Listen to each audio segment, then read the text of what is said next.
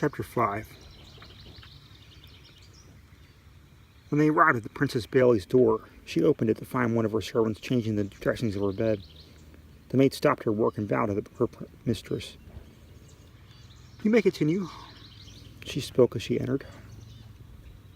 The maid nodded quietly and returned to straightening the fresh sheets and blanket. The princess turned her attention back to the prince. "That was an interesting conversation, Prince Michael. I'll be ready tomorrow afternoon when you return." She smiled softly.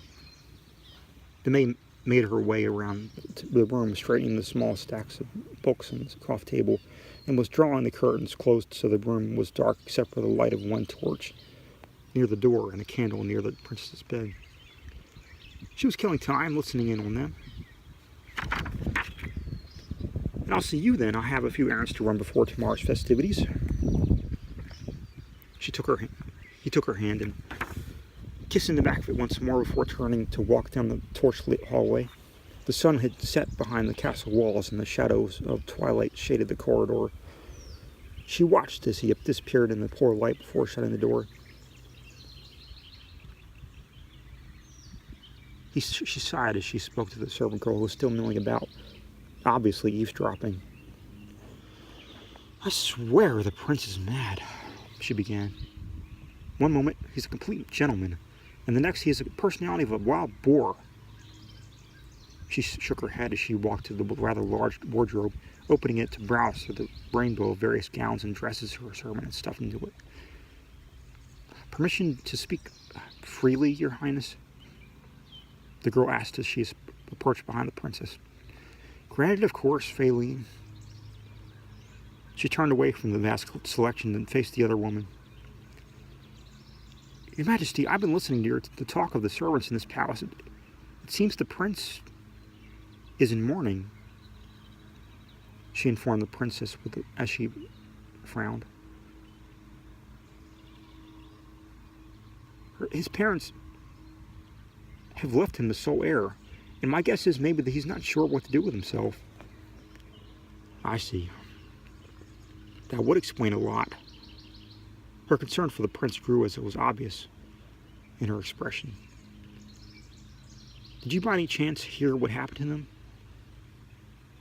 "Yes, I asked around. King Michael died of pneumonia, Majesty, and Queen Margaret mourned herself to death. She refused to eat or drink, and after a few weeks, she just died." She frowned deeply. "They said Prince Michael loved and was very close to his parents, but he was away at war in the time of their death and didn't know about it until his return. But by then it was too late. They had already been buried. He didn't even get the chance to say goodbye, Your Majesty." "He must have been very distraught. The passing of his parents would explain his temper and his mood swings." She was silent for a moment, looking to the floor. "Thank you. But you shouldn't ask around about things like that." "But it did help me figure out why he acts like that." "You're welcome, Your Majesty. If you wish to hear more, I did find out something else." "What is it?" She was now curious.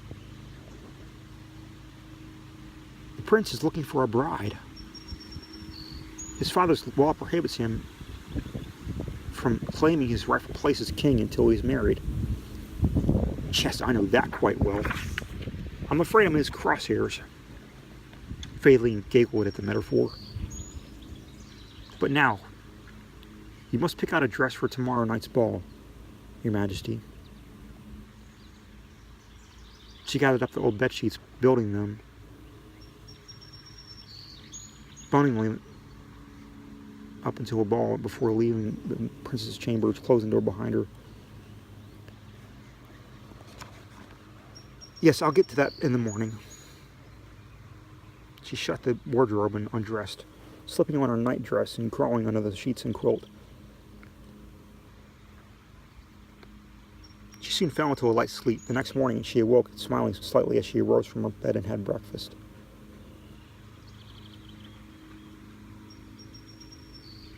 She stayed in her room throughout the day, hearing nothing from Prince Michael as she flipped through the pages of her book she brought with her.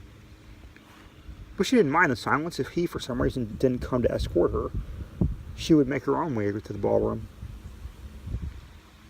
After a few hours, she closed the book she had been skimming through and went to the wardrobe, opening it. Sifting through the collection, she first picked out a gown that was a shade of deep violet that was just beneath her ankles. But the color of the beautiful gown reminded her far too much of the prince's piercing, unique eyes.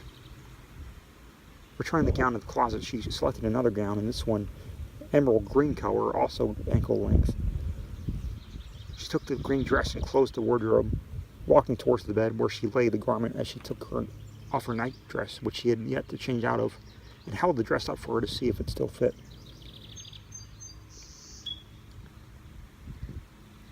It had been a while since she had worn that particular gown.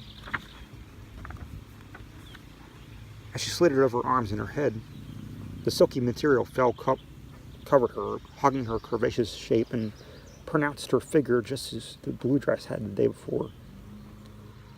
But this dress was made for dancing and had no long train behind it when she walked. While she was tying the leather bodice into place, she heard a knock at the door. It was 3 harsh raps, as if the person was in a bit of a rush. It could only be one person. Who was it? She was still trying to tie the laces of the bodice, having trouble reaching behind her far enough. Prince Michael, the princess's voice answered. May I come in? Yes, come in. I'm almost ready. He opened the door to find her still fussing with the bodice, which kept coming untied. As he tried once more, at least loose. He sighed, have you never worn a bodice, princess? Bodice, princess. A smirk grew across his face.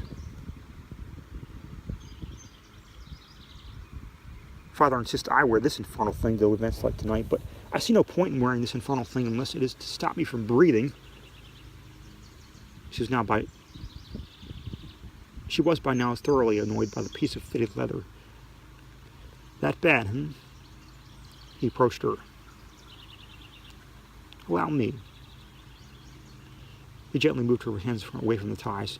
No, don't. But he ignored her as she knotted the laces tight enough to stay in place. Don't what? He continued to smirk as he walked in front of her. Tie the quote-unquote infernal thing, as you called it, so it won't fall off in the middle of the ballroom floor? Oh, never mind. She blushed at that embarrassing thought, but it quickly faded. Shall we? He offered her an arm to take, which she took as she was led out of her room with the arrogant but handsome Prince Michael.